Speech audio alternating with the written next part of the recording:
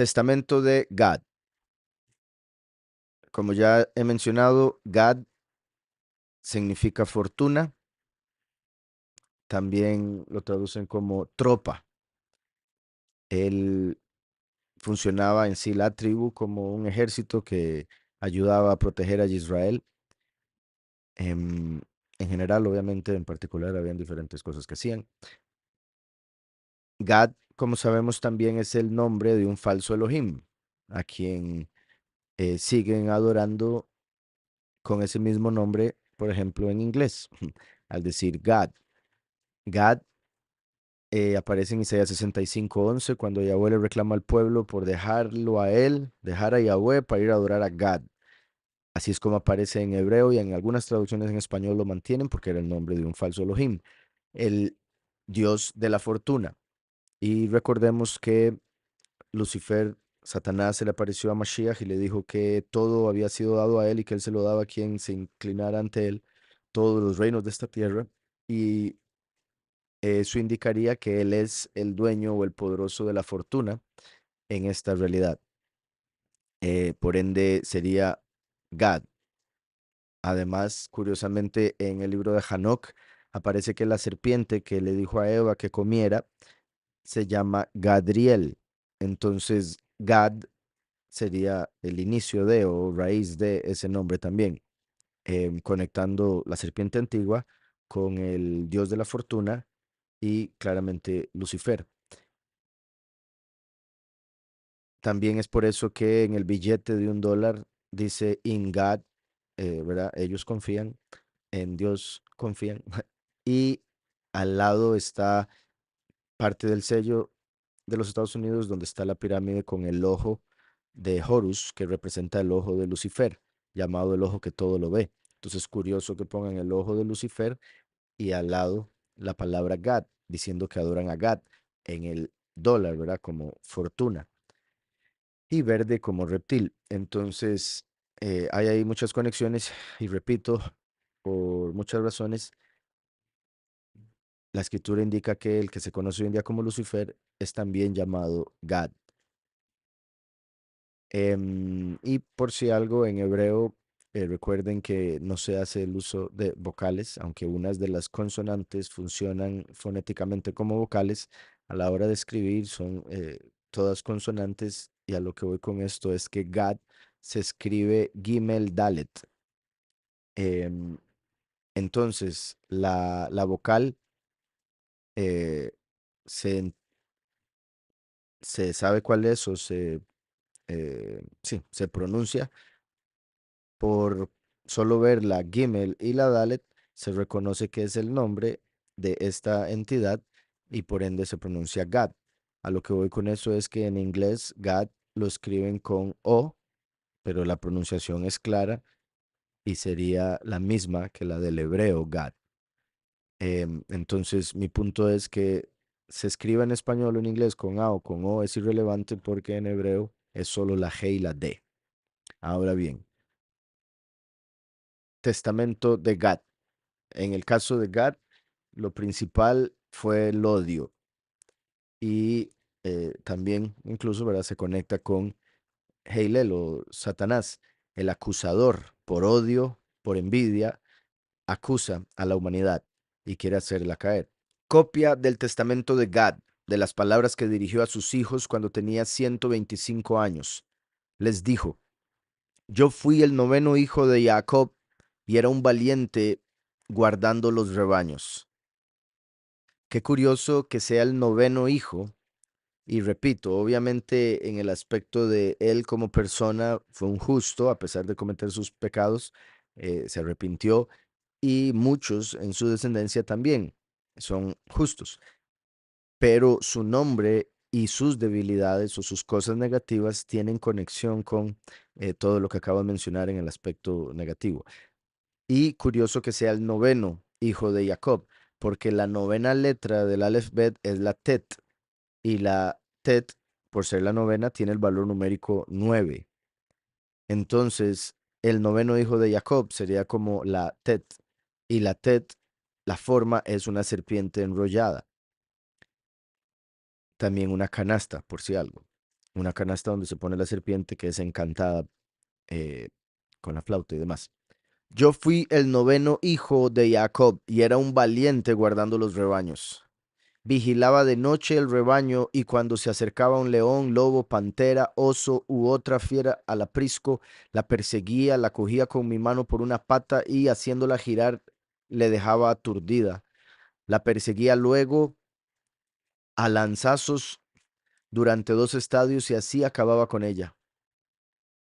Yosef permaneció con nosotros durante 30 días guardando los rebaños, pero como era delicado, enfermó por el calor. Se volvió entonces a Hebrón junto a su padre. Este hijo, este hizo que se recostara junto a él porque le amaba.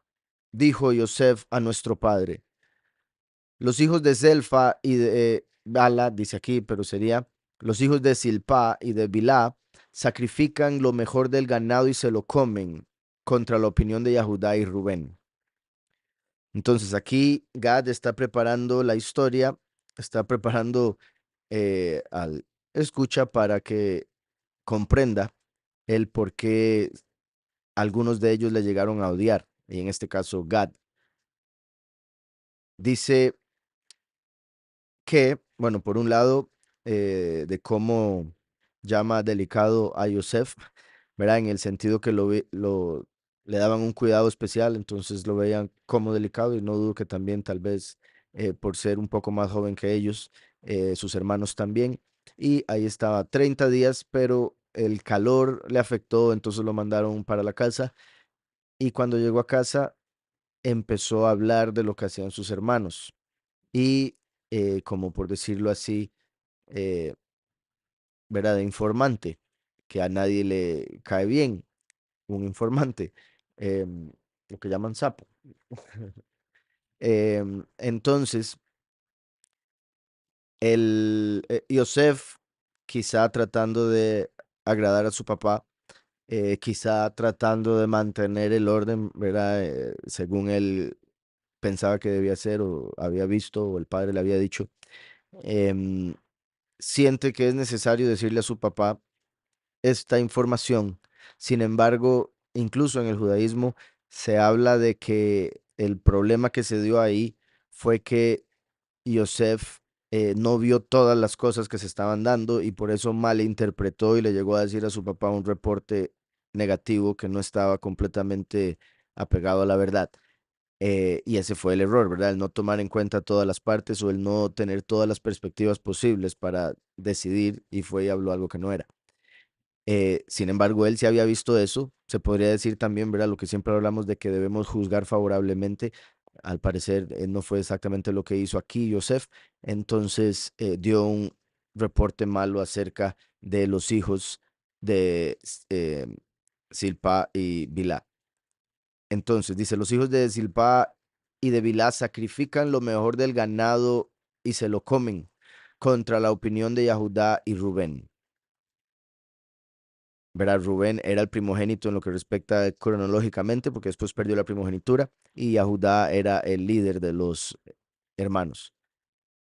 Dice, él había visto que yo había arrancado un cordero de la boca de un oso, que había matado a este sacrificando el cordero con gran tristeza, ya que no podía vivir más, y que nos lo habíamos comido. Entonces Joseph había visto cómo Gad le había arrancado el cordero de la boca del oso, pero este cordero eh, ya no iba a vivir, entonces tuvieron que sacrificarlo y se lo comieron y eso fue lo que vio él. Pero solo está diciéndolo como si estuvieran agarrándolo, como si Gad y los demás estuvieran agarrando la mejor comida o los mejores animales para ellos mismos. Dice, sacrificado, dice sacrificado, pero me imagino que sería sacrificando. Que había matado a este sacrificando al cordero con gran tristeza, ya que no podía vivir más y que nos lo habíamos comido. Y Yosef se lo había dicho a nuestro padre. Yo estaba irritado contra él por esta acción hasta el día de su venta a Egipto. El espíritu del odio residía en mí y no deseaba ni ver ni oír hablar de Yosef.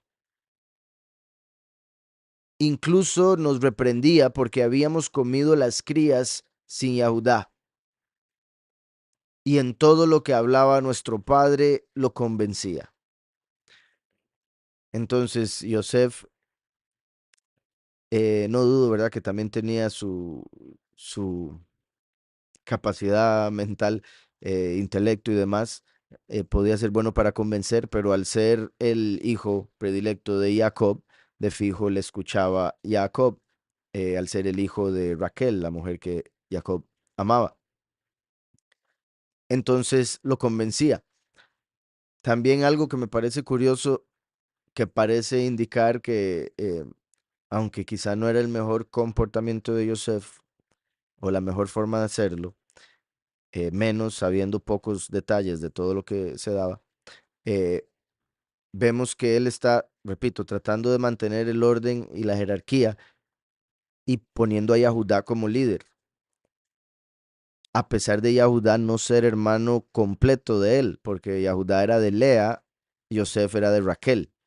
Entonces, a pesar de que está hablando en contra de los de Bilá y Zilpá, es haciéndolo a favor de los de Lea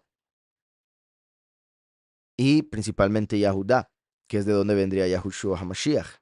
Entonces, en cierta manera, como dando testimonio Yosef de Yahudá, y por eso los demás hermanos lo odian.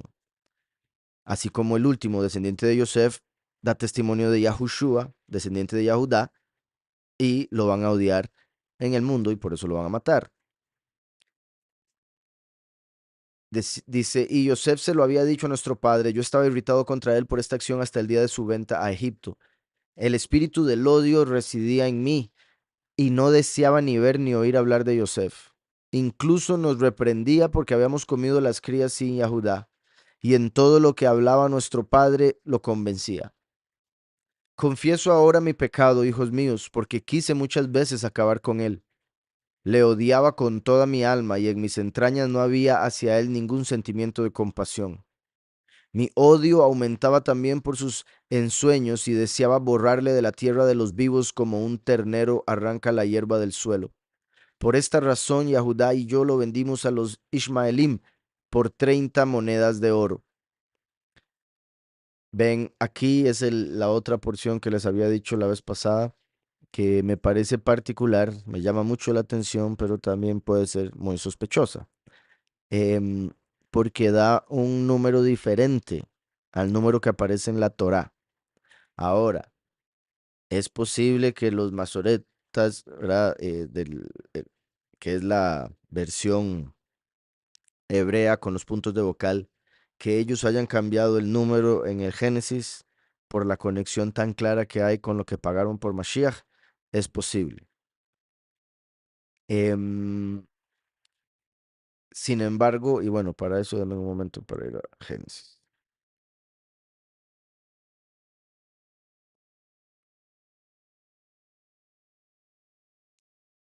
Eso tiene otra versión, ¿verdad? También.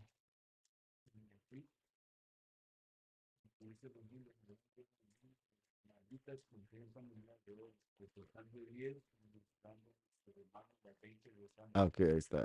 Con eso es con lo que se soluciona. Pero en Génesis 37:28, voy a leer desde el 27, dice, venid y vendámoslo a los Ismaelim, a los ismaelitas, pero no le pongamos las manos encima porque es nuestro hermano, nuestra propia carne. Y sus hermanos convinieron con él. Cuando pasaban los mercaderes midianitas, sacaron ellos a Yosef de la cisterna, lo trajeron arriba y lo vendieron a los Ismaelim por 20 piezas de plata, y estos se llevaron a Yosef a Egipto. Entonces, cuando pasaban los mercaderes midianitas, sacaron ellos a Yosef de la cisterna, lo trajeron arriba y lo vendieron a los ismaelitas por 20 piezas de plata. Entonces, que hay varias cosas que se pueden decir que por ejemplo, el libro de Yashar se explica lo que puede parecer confuso aquí al mencionar midianitas. Lo sacaron ellos, ismaelitas. O sea, son varias formas en las que se puede interpretar esto y repito, en el libro de Yashar se explica a fondo esta historia, pero voy a enfocarme en el punto aquí. Dice 20 piezas de plata. Aquí dice plata, empezando por ahí. Recuerden que Yahushua, por otro lado, fue vendido por 30, lo cual fue profetizado en Zacarías. Dice Mateo 27:3, entonces Yahudá, el que lo había entregado, viendo que era condenado, devolvió arrepentido las 30 piezas de plata a los principales sacerdotes y a los ancianos. Entonces, 30 piezas de plata. Y eso era profetizado en Zacarías 11. Yahweh me dijo, échalo en el tesoro, hermoso precio con que me han apreciado. Tomé entonces las 30 piezas de plata y las eché en el tesoro de la casa de Yahweh. Hay una explicación resumida de esta profecía muy poderosa. Yahweh mandó a Zacarías a hacer un acto profético y pesaron el salario de él por algo que había hecho representando a Yahweh 30 piezas de plata. Y por eso Yahweh dice, hermoso precio con que me han apreciado. Yahweh está diciendo, qué bonito, pagaron 30 piezas de plata por mí. Con eso, eso fue lo que valoraron mi existencia, 30 piezas de plata. Entonces le dice a Zacarías, ok, agarre ese dinero y métalo en el tesoro del templo. Ese es el segundo templo, el que se construyó en el tiempo de Zacarías. Ese templo fue el que estuvo cuando Yahushua vino al mundo. Cuando Yahushua vino al mundo, Judas llegó y le dijo a los fariseos, ¿cuánto me ofrecen? Y ellos dijeron 30 piezas de plata y la sacaron del tesoro del templo. O sea, Yahweh mismo fue el que puso la plata en el templo a través de Zacarías, que significa Yahweh recuerda. Y esa plata en el tesoro fue la que después agarraron los fariseos y le dieron a Judas.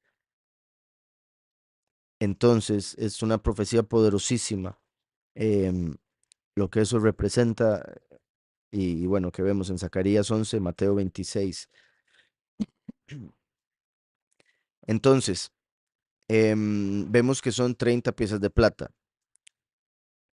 Por ende, considero, ¿verdad? Obviamente la posibilidad de que el libro de los testamentos de los patriarcas lo escribieron mucho después, incluso de ya haber venido Mashiach, de ver esa conexión y ellos tratar de arreglar eso y decir, no, fueron 30 piezas. Es una posibilidad. Y más que todo, porque dice oro ahí, ¿verdad? Aunque creo, yo tengo la leve memoria, pero puedo estar equivocado, de que la primera vez que yo leí este libro del Testamento de los Patriarcas decía plata, simplemente decía 30 piezas de plata. Entonces, no me extrañaría que hayan otras traducciones donde diga plata o sea lo que sea ahí que haya pasado con los escribas. Entonces, como ya dije, dos posibilidades. Obviamente, la más fuerte sería la que acabo de decir, que el libro lo hayan escrito muy después o le hayan añadido a lo que estaba de los testamentos de los patriarcas y tratando de conectarlo con Mashiach como si ya no hubiera suficiente, pusieron 30 piezas de plata, digo, de oro o de plata, dependiendo del escrito, para tratar de solucionar la diferencia. Ahora, la gran diferencia sería más que todo plata y oro, porque todavía no he seguido leyendo y ahí se va a dar detalles extra que podrían solucionar esa cuestión. Y la otra posibilidad, como dije, es que cuando escribieron los escritos masoréticos hayan cambiado de 30 a 20, queriendo esconder algo como hicieron con Salmos 22 y, y otras palabras de la escritura. Por esta razón, Yahudá y yo lo vendimos a los Ishmaelim por 30 piezas de plata, voy a decir. Ocultamos 10 y mostramos a nuestros hermanos las 20 restantes. Entonces, según esto, em, ¿verdad? Yahudá y Gad se pusieron de acuerdo y se dejaron 10 y le dieron 20 al resto de los hermanos. Obviamente es una posibilidad, sin embargo, acabamos de ver, por ejemplo, en la escritura, cómo uno de ellos tuvo el plan, le dijo a los demás y todos estuvieron de acuerdo. Entonces parecería indicar, igual en el libro de Yashar, que todos estaban presentes cuando se hizo la transacción. De todas maneras, ¿verdad? Puede ser que en algún momento de toda la transacción en la que estaban todos presentes eh, hayan em, hecho esto de alguna manera. de venderlo por 10 piezas más de las que dice la escritura. Por esta razón, Yahudá y yo lo vendimos a los Ismaelín por 30 piezas de plata, ocultamos 10 y mostramos a nuestros hermanos las 20 restantes. Esa sería entonces, en resumen, según este escrito, la razón por la que en Génesis aparece 20 piezas de plata.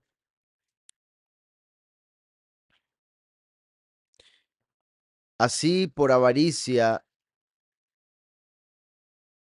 y bueno, es que también en el libro de Ashar aparece las dos compras que se dieron de Yosef y los precios que se pagaron en cada lugar, que tienen también relevancia importante, que ya está explicado en el libro de Yashar, por si quieren ver esa enseñanza.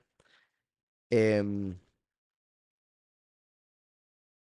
y como dije, hay varias compras que se hacen. En el libro de Yashar aparecen ismaelitas y medianitas, aunque en el libro de Génesis parece estarse refiriendo al mismo grupo, como si fuera una mezcla de ismaelitas y madianitas, lo cual en el judaísmo se explica como el hecho de que como ambos eran descendientes de Abraham, eventualmente se unieron y se hicieron una nación muy grande y era una mezcla. Entonces, por eso a veces la escritura los llama madianitas y a veces los llama ismaelitas, como también sucede en el libro de Reyes durante la pelea de Gedeón, de los 300.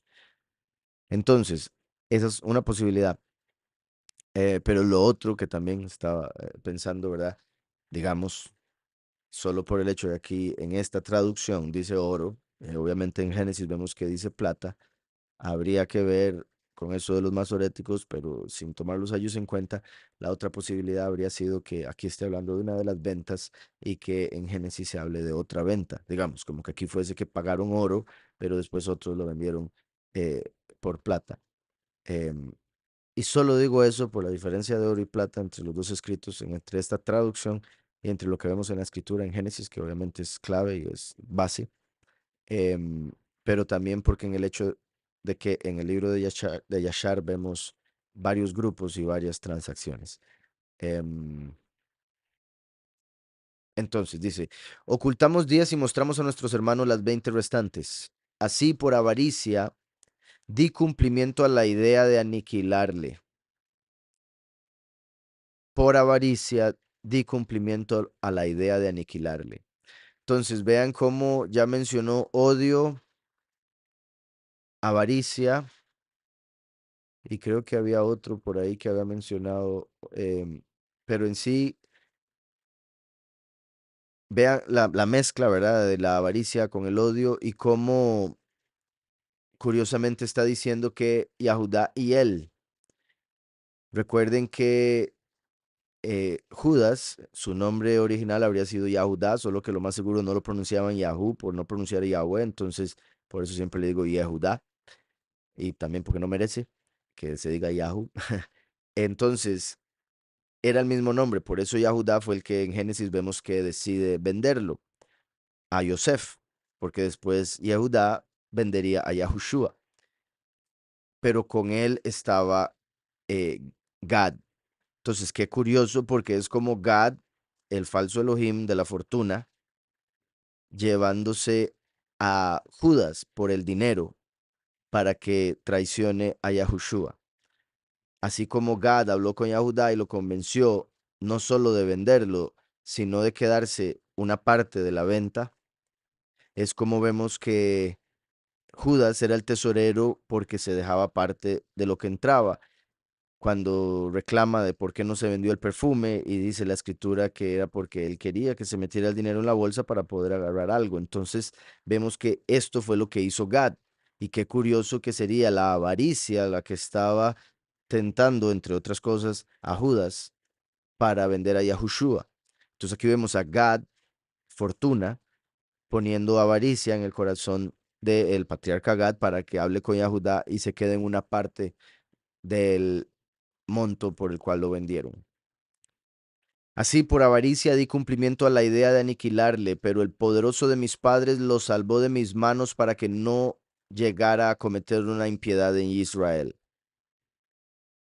Prestad oídos, hijos míos, a mis rectas palabras, para que practiquéis la justicia, cumpláis toda la ley del Altísimo y no os dejéis engañar por el espíritu del odio, porque es este un mal que invade todas las acciones de los hombres. Todo lo que se haga es malo a los ojos de quien está lleno de odio. Todo lo que se haga es malo a los ojos de quien está lleno de odio. Si alguien cumple la ley del soberano, no lo alaba. Si otro teme al soberano y desea lo justo, no le gusta. Vitupera la verdad, envidia a quien prospera, saluda a la calumnia y ama el orgullo. Repito, vitupera la verdad, envidia a quien prospera, saluda a la calumnia y ama el orgullo. El odio ciega su alma. De esta manera veía yo a Yosef. Guardaos pues, hijos míos, del odio, porque comete impiedades, incluso contra el soberano. No quiere prestar oídos a las palabras de sus preceptos sobre el amor al prójimo y peca contra Elohim. Si un hermano da un mal paso, desea enseguida anunciárselo a todos y se apresura para que sea juzgado y muera por ello castigado. Si se trata de un siervo, lo arroja ante su soberano y maquina con toda clase de presiones a ver si puede matarlo. El odio colabora con la envidia contra los que tienen éxito, oyendo y contemplando sus progresos. Se siente enfermo. El odio colabora con la envidia contra los que tienen éxito. Oyendo y contemplando sus progresos, se siente enfermo. El amor quiere incluso resucitar a los muertos. El amor quiere incluso resucitar a los muertos y anhela retener en la vida a los que se hallan en trance de perecer. El odio, por el contrario, desea matar a los que viven y no quiere dejar vivir a los que han errado mínimamente. El espíritu del odio, con su estrechez de miras, colabora con Satanás en todo para procurar la muerte de los hombres. Estrechez de miras. El espíritu del odio, con su estrechez de miras, colabora con Satanás en todo para procurar la muerte a los hombres. El espíritu del amor, por el contrario, con su amplitud de corazón, colabora con la ley de Elohim para la salvación de los hombres. Malo es el odio porque se une continuamente con la mentira. Habla contra la verdad, hace grande lo pequeño, presenta la oscuridad como luz, afirma que lo dulce es amargo, enseña la calumnia, ira, hostilidad, violencia y todo cúmulo de males, y llena el corazón de diabólico veneno. Todo esto os lo digo, hijos míos, por propia experiencia, para que os apartéis del odio y os apeguéis al amor del soberano. La justicia expulsa al odio y la humildad. La justicia expulsa al odio y la humildad lo aniquila. La justicia expulsa al odio y la humildad lo aniquila. El justo y el humilde se avergüenzan de cometer injusticia, no porque alguien lo acuse, sino por su propio corazón, porque el soberano custodia su mente. No calumnia a ningún hombre, porque el temor del soberano vence al odio. Por miedo a ofender a Elohim, no desea en absoluto hacer injusticia a ningún hombre, ni aun con el pensamiento. De todo esto me di cuenta al final, después de arrepentirme de lo de Yosef. Después de arrepentirse, llegó a entender. Eso es importante, porque como ya hemos visto, el odio ciega, y si se está ciego, no va a poder ver el problema. Entonces se necesita el arrepentimiento, el reconocimiento de que se tiene odio y que no se debe, y por ende llega además, a través del arrepentimiento, el entendimiento. De todo esto me di cuenta al final, después de arrepentirme de lo de Yosef. El verdadero arrepentimiento, según Elohim, destruye la ignorancia. El verdadero arrepentimiento da conocimiento, entendimiento del por qué estaba mal. El verdadero arrepentimiento, según Elohim, destruye la ignorancia, pone en fuga las tinieblas, ¿verdad? Como el odio pone a la persona en tinieblas, el arrepentirse le va a dar luz, pone en fuga las tinieblas. Ilumina los ojos, proporciona conocimiento al alma y conduce la mente hacia la salvación. Pues lo que no aprende de los hombres lo conoce por el arrepentimiento. Vean qué poderoso esto.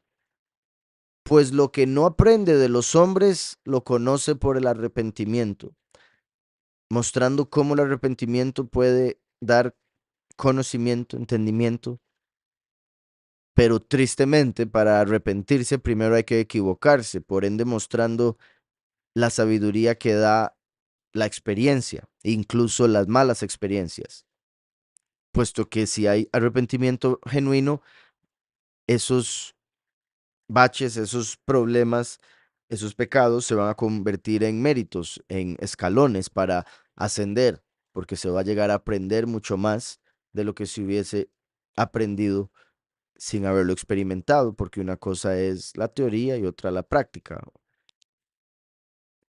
Dice,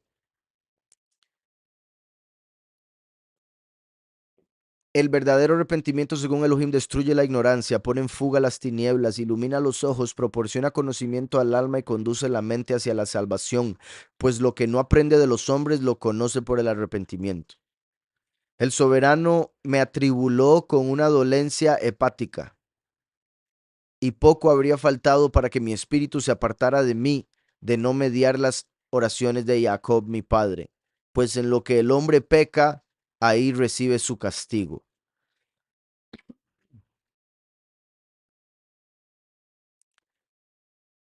Como mi interior se comportaba sin piedad para con Yosef, fui condenado a sufrir sin piedad en mis entrañas durante 11 meses, el mismo tiempo que mantuve mi postura con Yosef hasta que fue vendido. Ahora, hijos míos, que cada uno ame a su hermano, arrancad el odio de vuestros corazones, amándoos unos a otros con obras, palabras y pensamientos. Porque yo en presencia de mi padre hablaba palabras de paz a Yosef, pero cuando salía, el espíritu de odio entenebrecía mi mente y turbaba mi alma con el deseo de aniquilarlo. Amaos pues de corazón unos a otros, y si alguno comete una falta contra ti, díselo con paz, apartando el veneno del odio sin mantener el engaño en tu alma. Y si tras confesar su culpa se arrepintiere, perdónale. Si la niega, no entres con él en disputa, no sea que se no sea que se empecine entre juramentos y cometas tú una doble falta. Durante una disputa no permitáis que un extraño escuche un secreto vuestro. Esto por si algo está en un paréntesis.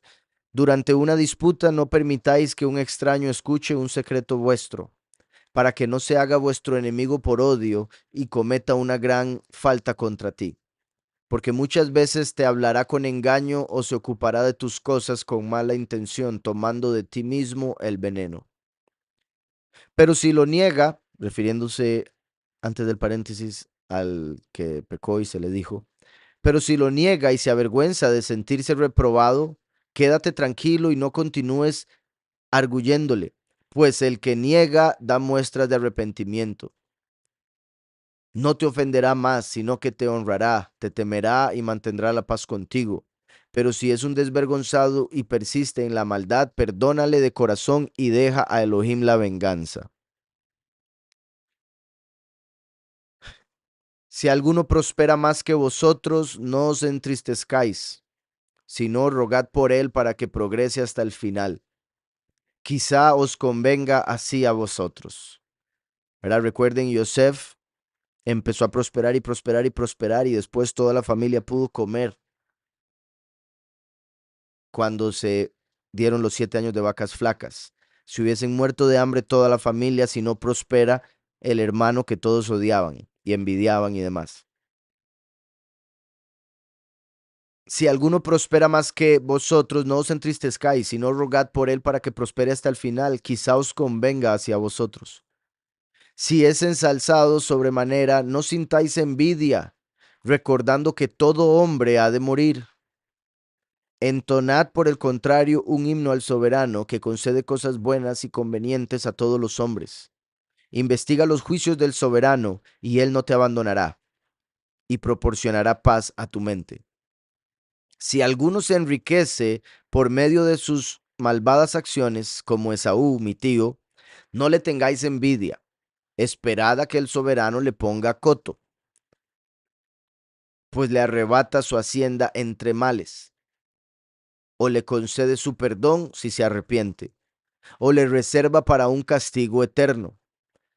Ahí están las tres posibilidades por las que un impío puede prosperar y razones por las que uno no debería orar en contras, porque Yahweh tiene control, él se encarga. No le tengáis envidia, esperad a que el soberano le ponga coto, pues le arrebata su hacienda entre males, ¿verdad? Entonces puede que un hombre prospere muchísimo y llega un momento donde todo se le viene abajo y pierde todo lo que tenía, y ahí llega a darse cuenta del gran error que haya cometido, de lo que sucede por la iniquidad, etcétera. Segunda razón dice, o le concede su perdón si se arrepiente. Puede que la persona de alguna manera, ya sea porque perdió todo en ese momento o porque algo sucedió en su vida, a pesar de no perder nada, y se arrepiente de todas sus malas acciones, para eso era que necesitaba todo lo que Yahweh hizo en su vida, para que fuera guiado al arrepentimiento. Y la tercera razón le reserva para un castigo eterno. O sea, esos son los impíos que son súper, súper malos y hasta la muerte tienen todo, no les falta nada, como los Rockefeller, Rothschild y todo, que han hecho tanto mal que no sería suficiente pagar en esta vida, e incluso se podría decir por la cauterización de su corazón, por la blasfemia en contra del Espíritu, nunca se van a arrepentir. Entonces no serviría de nada que pierdan todos sus bienes, porque eso no pagaría por todos sus males y no van a llegar al arrepentimiento. Entonces lo único que les queda es castigo eterno. Dice, el pobre y carente de envidia, que da toda a Yahweh por todo, que da toda al soberano por todo, es más rico que los demás. Vean qué importante esto. El pobre y carente de envidia, que da toda al soberano por todo, es más rico que los demás, porque carece de las perversas preocupaciones de los hombres. Todo el mundo pasa preocupado por hacer plata o por cómo cuidarla o por cómo invertirla o por cómo, ¿verdad?, multiplicarla o cómo guardarla o cómo hacer para no perderla. Y eso, si la multiplica, le multiplica también las preocupaciones. Si la empieza a perder, se empieza a preocupar porque la está perdiendo.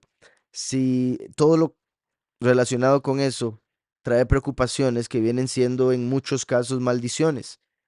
Por eso dice, el pobre y carente de envidia que da toda a Yahweh por todo, es más rico que los demás, porque carece de las perversas preocupaciones de los hombres.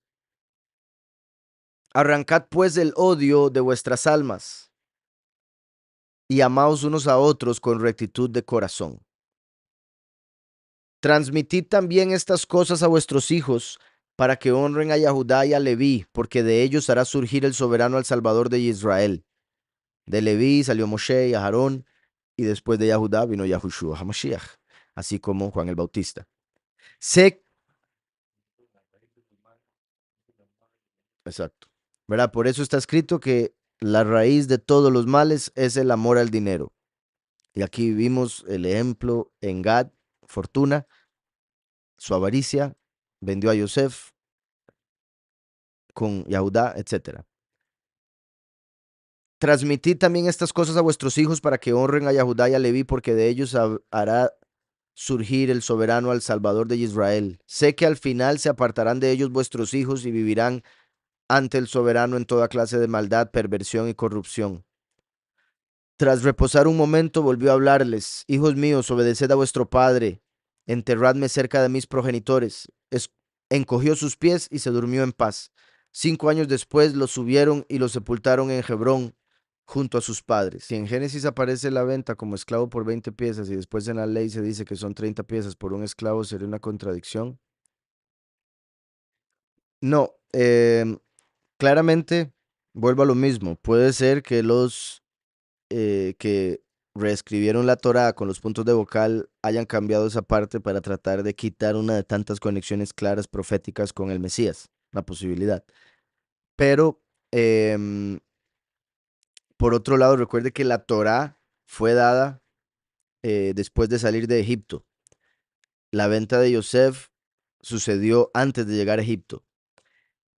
Y ellos lo que querían era deshacerse de él, no estaban tan pensando en, ok, ¿cuánto es lo que se paga, verdad? Quizá le dieron, bueno, ya vimos que habría sido 30 y quitaron 10, que esa sería la explicación del por qué sucede así, pero sin tomar en cuenta el testamento que acabamos de leer de Gad, em, puede ser simplemente les hicieron precio, ¿verdad? Regatearon los musulmanes. Pero sí, no sería una contradicción, repito, por esa razón, la Torah vino después.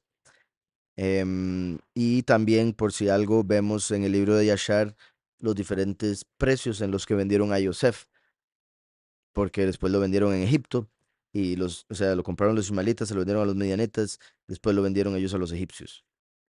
Entonces, una cosa es el precio que Yahweh da en la Torá por un orden específico que se mantenía con respecto a la esclavitud de la escritura.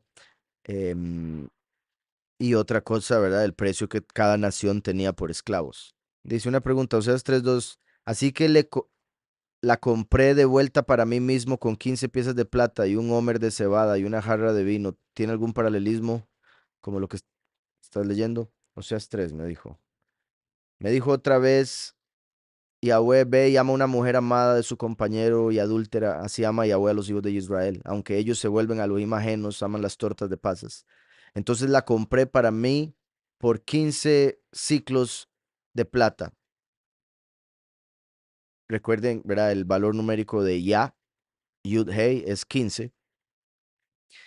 em, y obviamente viene siendo la mitad de lo que pagaron por Mashiach. Em,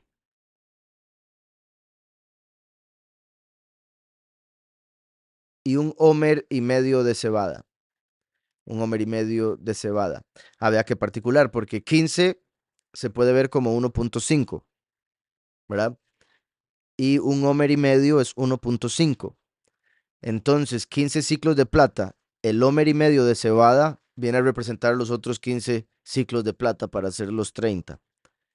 Recuerden que no hay decimales, entonces por eso dije 1.5, después dije 15, porque así se está viendo aquí 15 y después dice 1.5, un homer y medio de cebada, que sería como decir una decena y media. 15 es una decena y media, y un homer y medio sería entonces 3, está haciendo la representación de las 30 eh, piezas de plata que se pagaría por Mashiach. En este caso, curioso que paga plata y cebada. Ambos, la plata y la cebada, representan a los muchos. Em, ujú, porque la cebada y el trigo, en esa la relación de trigo y cebada, pocos y muchos. Oro y plata, pocos y muchos. Aquí vemos plata y cebada. Em, entonces sí hay una relación ahí. También otro punto. Bueno, dice, le dije, tú serás mía durante muchos días, no fornicarás ni te entregarás a otro hombre, y yo haré lo mismo contigo.